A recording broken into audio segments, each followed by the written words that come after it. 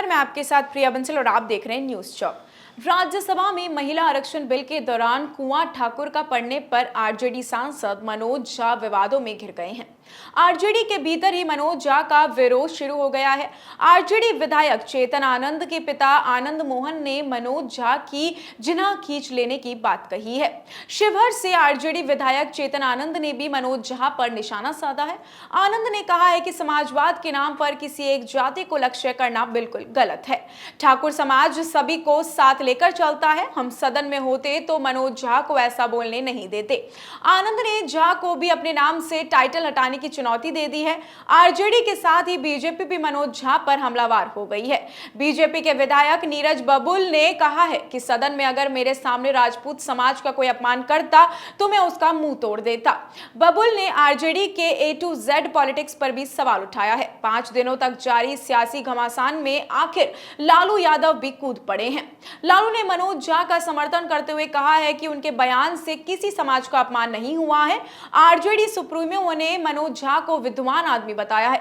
लालू ने मनोज झा का समर्थन तो किया, लेकिन खुलकर आनंद मोहन के विरोध पर कुछ नहीं बोल पाए। आइए जानते हैं कि मनोज झा ने संसद में क्या कुछ कहा था। विशेष सत्र में महिला आरक्षण बिल पर राज्यसभा में बोलने के लिए लालू यादव की पार्टी आरजेडी ने मनोज झा को अधिकृत किया था। मनोज झा ने महिला आरक्षण में ओबीसी और मुस्लिम समुदाय की महिलाओं को कोटा नहीं देने पर सवाल उठाया।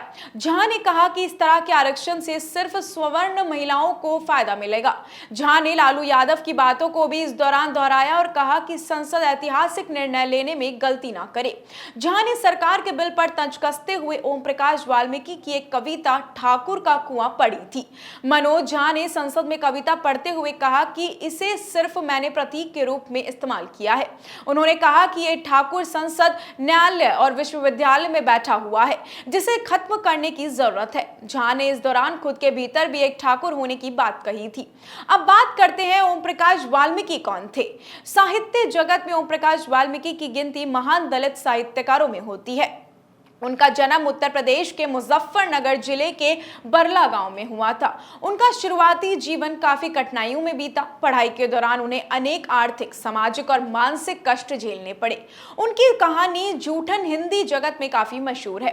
राजभाषा विभाग ने ठाकुर का कुआं के रचयिता ओम प्रकाश वाल्मीकि के बारे में विस्तार से लिखा है। इसके मुताबिक ओम प्रकाश वाल्मीकि पर प्रेमचंद्र के दलित लेखन का गहरा प्रभाव था। उन्होंने अपने लेखन में जातीय अपमान और उत्पीड़न का जीवंत वर्णन किया है। ग्लोबल विक्टोरिया के साउथ, मिडिल ईस्ट और अफ्रीका के मैनेजर जेम्स एडवर्ड्स लिखते हैं, ठाकुर का कुआं कविता में ओम प्रकाश वाल्मीकि ने किया था, इस्तेमाल नहीं किया है। लेकिन फिर उन्होंने ग्रामीण भारत में दलित और सवर्ण जातियों के बीच के रिश्ते को बता दिया है। एडवर्ड्स ने आगे लिखा, उत्पादों का प्रयोग कर जिस तरह से वाल्मीकि ने ठाकुर का कुआं लिखा है वह अनोखा है। कोलंबिया यूनिवर्सिटी प्रेस के मुताबिक वाल्मीकि ने दलित साहित्य के प्रचार प्रसार के महत्वपूर्ण भूमिका निभाई है। वहीं इन सब सियासी घमासान के बीच बड़े नेता भी मनोज झा के समर्थन में आ गए हैं। ठाकुर का कुआं पर आरजेडी में बवाल के बाद अब कई बड़े नेता मनोज झा के समर्थन में आ गए हैं। इसमें जेडीयू के अध्यक्ष ललन सिंह, आप सांसद संजय सिंह और जाप प्रमुख पप्पू यादव शामिल हैं। पार्टी के भीतर भी कई नेताओं ने मनोज झा का समर्थन किया है। आइए जानते हैं किसने क्या कुछ कहा है। सबसे पहले बात करते हैं ललन सिंह की। जेडीयू अध्यक्ष, भाजपा का काम समाज में तनाव पैदा करना और भावनाएं भड़काकर वोट लेना है। Bharatiya Janata party confuse party है, उसका काम ही है भ्रम फैलाना और कन्फ्यूज की करना। मनोज झा ने राज्यसभा में जो कहा वो किसी जाति विशेष को लक्ष्य करके नहीं कहा। इसका प्रमाण राज्यसभा की कार्रवाई है। दूसरे नंबर पर आते हैं संजय सिंह, आप सांसद। राज्यसभा में मेरे साथी मनोज झा की कविता को लेकर कोई विवाद ना किया जाए। कविता में ठाकुर उन्होंने खुद को भी बोला है। मनोज झा का एक नेक इंसान और कभी किसी समाज के खिलाफ दुर्भावना ना होने से बोला गया है। उनके द्वारा पढ़ी गई कविता और अनावश्यक विवाद करना ठीक नहीं है। तीसरे नंबर पर आते हैं पप्पू यादव, जाप प्रमुख। राज्यसभा सांसद मनोज झा ने कुछ भी गलत नहीं कहा है। कविता में ठाकुर के लिए गाली कहाँ है। झा ने ओम प्रकाश वाल्मीकि की जिस कविता ठाकुर का कुआं को अपने भाषण में अद्भुत किया है, ये संसाधनों एवं एकाधिकार की सामती व्यवस्था में खिलाफ लिखी रचना है। इसमें किसी जाति पर आक्षेप नहीं है।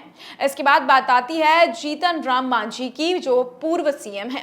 बता दें कि मनोज झा ने संसद में कुछ भी गलत नहीं कहा है। जो लोग इसे तूल देने में जुटे हुए हैं वो ध्रुवीकरण की कोशिश कर रहे हैं। ठाकुर एक मानसिकता के हैं जिसके खिलाफ हम लंबे वक्त से लड़ रहे हैं। वहीं इस पूरे मामले में लालू परिवार इस विवाद को ज्यादा तूल देना नहीं चाहता है। पार्टी में नीतिगत मामलों पर बोलने के लिए लालू और तेजस्वी अधिकृत हैं, लेकिन 5 दिन बाद लालू ने इस बयान दिया, वो भी सिर्फ एक लाइन का। A to Z की बात करने वाले तेजस्वी अब इस पूरे मामले पर चुप हैं। हालांकि पार्टी के राष्ट्रीय उपाध्यक्ष शिवानंद तिवारी ने भी मनोज झा का समर्थन किया है। तिवारी ने चेतन आनंद को बच्चा बताते हुए कहा उसे कविता के भाव समझ में नहीं आए होंगे। तिवारी ने कहा है कि यह कविता सामंतवाद के खिलाफ लिखी गई है, हमने इसे सुना है और वो गलत नहीं है। लालू यादव के बड़े बेटे और सरकार में मंत्री तेज प्रताप ने भी ठाकुर के सवाल पर पल्ला झाड़ लिया है। तेज प्रताप ने आगे कहा है कि मेरे एक ही ठाकुर है जो वृंदावन में है। ठाकुर विवाद पर लालू परिवार की चुप्पी से सियासी गलियारों में 2 सवाल उठ रहे हैं। कहीं तो A to Z पॉलिटिक्स खत्म होने का डर हो तो नहीं, पहले नंबर पे तो यही आ रहा है। तेजस्वी यादव ने बिहार विधानसभा चुनाव से पहले A to Z का फॉर्मूला दिया। तेजस्वी ने कहा कि आरजेडी सभी जातियों को समर्थन में लेकर चलने वाली पार्टी है। इसी समीकरण को मजबूत करने के लिए आरजेडी ने आनंद मोहन के परिवार को पार्टी में शामिल करवाया। जगदानंद सिंह को प्रदेश अध्यक्ष बनाया गया। रघुवंश सिंह के निधन के बाद आरजेडी की खूब आलोचना हुई थी। दरअसल रघुवंश सिंह के बेटे ने आरोप लगाया था कि अंतिम समय में आरजेडी ने पिता की अनदेखी की। बिहार चुनाव के टिकट वितरण में भी आरजेडी ने स्वर्णों को खूब तरजीह दी। पार्टी के कई नेता जीतकर सदन भी पहुंचे। बिहार में विधानसभा में सभी पार्टियों से 28 राजपूत विधायक हैं, जो यादव 42 के बाद सबसे ज्यादा हैं। विधानसभा में बीजेपी के 15, आरजेडी के 8, जेडीयू के 2, वीआईपी के 2, कांग्रेस के 1 राजपूत विधायक हैं। वहीं लोकसभा में राजपूत बिरादरी के 7 सांसद हैं, इसमें 3 बीजेपी, 2 लोजपा और 2 जेडीयू से हैं। बिहार में राजपूत वोटरों की आबादी करीब 5% है, जो सवर्ण में भूमिहार के बाद सबसे ज्यादा है। CSDS के मुताबिक बिहार में सवर्ण मतदाताओं की आबादी करीब 14% है। हालांकि स्वर्ण समुदाय के अलग अलग जातियों के दावे को माने तो ये 18% के करीब है। राजपूत शुरू से ही आरजेडी के कोर वोटर्स में शामिल रहे हैं। 2009 में लालू यादव की पार्टी में 4 सांसद बने थे, जिसमें 3 रघुवंश सिंह, जगदानंद सिंह और उमाशंकर सिंह राजपूत समुदाय से थे।